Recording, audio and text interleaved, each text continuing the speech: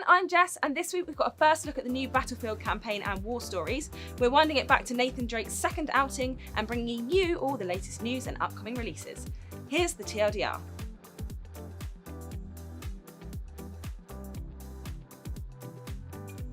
It's a busy time for the UK's gaming arenas. Belong opened a brand new arena in Lakeside last week, and this week sees the return of Arena Clash winter season. Tekken 7, League of Legends and Overwatch will return in the winter season of Belong's flagship esports competition, and with qualifiers taking place a few weeks ago, every tribe now has their teams. From now until the finals, Monday to Thursday of each week, we'll see the arenas around the country running community nights to play off against each other in the road to the grand finals, which will take place at the newly opened Stratford Arena, home to the Spartans. Head on down to your local arena now to support your tribe. Not sure where your nearest one is? Check belong.gg for a list of the 21 arenas dotted around the UK. Destiny's Festival of the Lost returned earlier this week, bringing a bit of Halloween to the tower in a celebration of lost heroes, with new challenges to tackle and a costume party.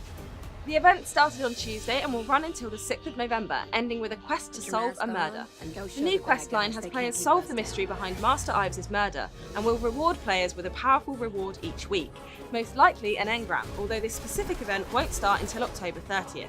Alongside the new quest line comes new daily bounties and triumphs and a creepy tower makeover. You can also purchase masks based on famous Destiny characters and collect more bounties for wearing them while completing specific activities.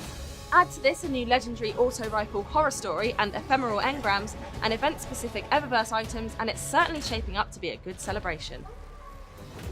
This week, the Discord store moved from private beta to public, meaning you can now buy games straight from the voice chat app.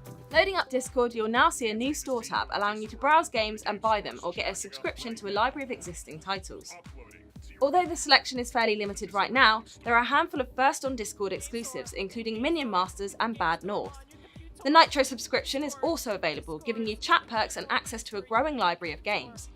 One other rather nifty inclusion is the Universal Library, which will scan your PC for games and allow you to launch them through Discord. What are your thoughts on the chat app venturing into selling games? Let us know in the comments. And finally, the first wave of Generation 4 in Pokemon Go launched earlier this week, and this weekend sees the latest community day from Niantic, giving you even more reason to go out and catch them all. From 10 AM until 1 PM, the Steel-type Pokemon Beldum will appear more frequently, and any that are evolved into Metagross on the day will learn the exclusive move Meteor Mash. There's a shiny version of Beldum available as well, making its debut this weekend. And as usual, lures will last 3 hours, meaning you can catch even more Pokemon and up your chances of that rare and shiny Metagross. We were lucky enough to be at EA's hands-on event for Battlefield 5, where we not only got to play the campaign and 3 war stories, but we also got some time with franchise design director Daniel Berlin. Here's what we saw and learned. I am the franchise design director for Battlefield franchise, and my name is Daniel Berlin, like the city. I think if we look at the war stories particularly, one of the major things we're looking at is to make sure that we have a consistency in quality across all of the war stories. And that's been really important for us this time around, to make sure that the timings and the length of them and the quality of them are even, which was something we actually got feedback from during the development of Battlefield 1 and the release of Battlefield 1. Another aspect is that we're leaning more heavily into the experimental bits of Battlefield. Instead of us having a scripted journey for you, we give you a set of tools to kind of tackle the situation the way you want to tackle the situation. We want you to play the game the way you want to play the game. So I think those are the things that really evolves the war stories from the war stories that you saw in Battlefield 1. That we really want to lean into the human stories here, and I think that's one of the strengths of war stories in particular, because our war stories, they're not about winning the war. You're not playing some type of super soldier who arrives to, liberate a continent. We want you to play relatable characters, to be able to show, the type of diversity that we're showing, and really leaning into what they felt, their emotions during this conflict. That's this very, very important thing for us. We want to bring more of the battlefield moments that you more often and previous installments have seen in the multiplayer, but really want to bring them into the single player as well. The war stories feel more like a stepping stone towards multiplayer. The way we build Battlefield 5 compared to other products in the past, the whole system design has been completely revamped.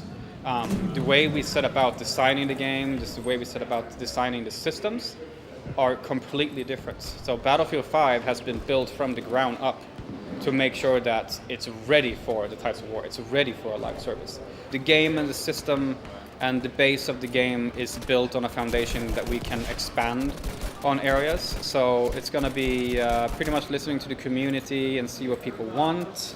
We are basically ready in the trenches to start building everything else that we want, and we have a lot of plans for a lot of stuff coming. The game launches on November 20th, and it's available on PlayStation 4, Xbox One, and PC. We're certainly looking forward to more of this when Battlefield 5 arrives on November 15th. For more on the impactful and emotional campaign, click the link below for the new single-player trailer that was released earlier this week. Take control of the club you love and lead them to victory in Football Manager 19 when it arrives on PC on the 2nd of November. You're the leader of your club's success as you define tactics, drive player recruitment, and aim to build the ultimate squad. Develop your squad and fine-tune them ready for your upcoming matches, with the new features and upgrades bringing you closer to the action than ever before. When match day rolls round, watch from the touchline as your players put your tactics into practice. Time to put your football vision to the test. On the 2nd of November, partner up with the Gems in Steven Universe Save the Light, and then follow it up with OKKO Let's Play Heroes on PlayStation 4, Xbox One and Nintendo Switch. Save the Light will let you fight as new gem Hessonite, as well as new fusions Stephanie, Smoky Quartz, Opal and Sardonyx. Only you and your team can fight to save Beach City as you fight the new mysterious gem to save the light and the world. Then, in Let's Play Heroes, you must help KO battle his way through Evil Lord Boxman's robots to save the day, unlocking new power moves and abilities to bring all the Lakeside heroes back to their level. Action-packed arcade-style football lands on PlayStation 4, Xbox One and Switch on November 2nd. Bringing intense online multiplayer, deep strategy and deadly humour, this Dynasty edition also brings all the DLC and new features, including a new single-player experience. Turn unproven rookies into monstrous all-stars by winning multiple Mayhem Bowls over several seasons, creating their own dynasty. Rampaging werewolves and hellspawn demons join the fray alongside 6 brand new teams, several new dirty tricks, and of course more fantastical arenas full of ruthless fans and deadly traps. Expect blood. Lots of blood. This week in 2009, Lara Croft and Indiana Jones's love child Nathan Drake returned in Uncharted 2 Among Thieves.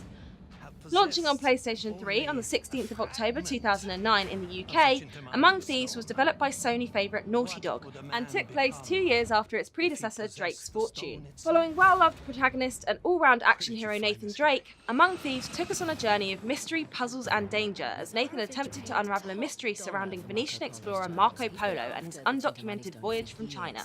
Joined by Chloe Fraser and old friends Eleanor Fisher and Victor Sullivan, Nathan's adventures pull them into a search for the fabled Sintamani Stone and Shangri-La in a race against Serbian mercenaries.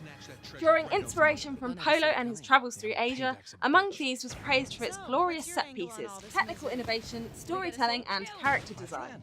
The use of motion capture allowed for highly realistic and cinematic dialogue throughout the game, and the actors would rehearse together and discuss with creative directors how scenes would play out before then carrying out the performance. Considered by many to be one of the greatest video games ever made, Among Thieves won several Game of the Year awards upon release, sold over 6 million copies, and was later re-released on PlayStation 4 as part of the Nathan Drake collection. We were sorry to say goodbye to Nathan when his trilogy concluded just a few years later with Drake's Deception, but with a live-action film supposedly on the horizon, we'll hopefully see him on screen again soon. In the meantime, Naughty Dog moved on to their critically acclaimed Last of Us series, and we can't wait to see what Ellie and Joel are up to when The Last of Us 2 arrives next year. Thanks for joining us for this week's TLDR. We'll be back in the same place at the same time next week. Don't forget to like, subscribe, and ring that bell to always get the TLDR. Ringing you. Costume party. Ooh, spooky. Creepy. I'm just making words up now. Creepy, convoluted, spoopy. And I did this, and then I went to the shop, and then I had my tea, and then I went home, and that's the end of my story.